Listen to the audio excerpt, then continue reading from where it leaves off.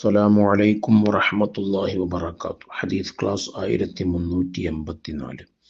ബഹുമാനപ്പെട്ട ഇമാം അബൂ ദാവൂദ് റളിയല്ലാഹു അൻഹു റിപ്പോർട്ട് ചെയ്യുന്ന ഹദീസ് അൻ ഹുദൈഫ റളിയല്ലാഹു അൻഹു ഖാൽ, ഹുദൈഫ റളിയല്ലാഹു അൻഹു നിന്ന് നിവേദനം അവിടെന്ന് പറഞ്ഞു, ഖാല റസൂലുള്ളാഹി സ്വല്ലല്ലാഹു അലൈഹി വസല്ലം, ഹബീബ് സ്വല്ലല്ലാഹു അലൈഹി വസല്ലമ തങ്ങൾ പറഞ്ഞിരിക്കുന്നു, ലികുല്ലി ഉമ്മത്തിൻ മജൂസുൻ, ഓരോ സമുദായത്തിനും മജൂസികളുണ്ട്.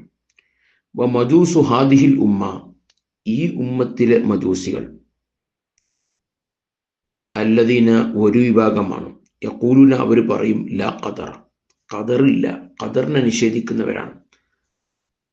അല്ലാഹു തആല ആദ്യമേ നിശ്ചയിച്ച കാര്യങ്ങളാണ് ഇവിടെ നടക്കുന്ന എല്ലാം. അള്ളാഹുവിന്റെ ഖദർ ഖദാ അനുസരിച്ചാണ് എല്ലാം നടക്കുന്നത്. അതിനെ നിഷേധിക്കുന്ന ആളുകളാണ് ഈ ഉമ്മത്തിലെ മജൂസികൾ. മജൂസി എന്ന് പറഞ്ഞാൽ യഥാർത്ഥത്തിൽ തീയാരാധകർ എന്നാണ്.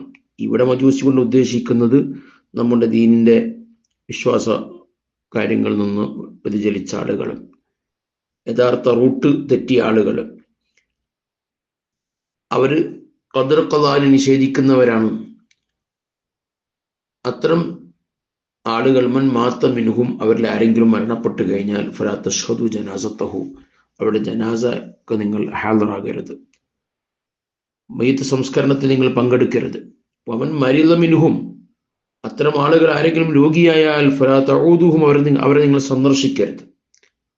വഹും ശിഅത്തു ദജ്ജാൽ, അവർ ദജ്ജാലിന്റെ പാർട്ടിക്കാരാണ്.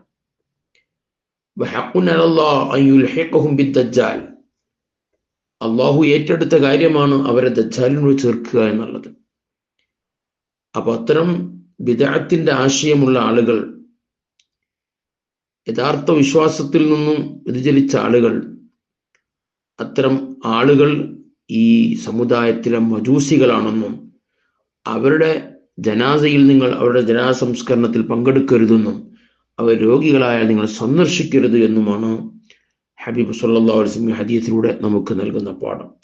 അല്ലാഹു തആല നമ്മയും നമ്മുടെ സന്താന പരമ്പരയും അത്തരം ബിദ്അത്തുകളിൽ നിന്ന് കാത്തുരക്ഷിക്കുമാറാവട്ടെ. ആമീൻ യാ റബ്ബൽ ആലമീൻ.